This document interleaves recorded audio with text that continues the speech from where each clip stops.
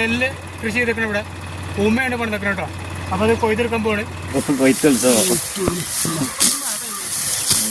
ஈரமாக இருந்ததுன்னா அது மாட்ட முடியாது. இது ஈரமா? ஈர வயலா? ஈரக்கணுமா இது? இது வரேன்டா.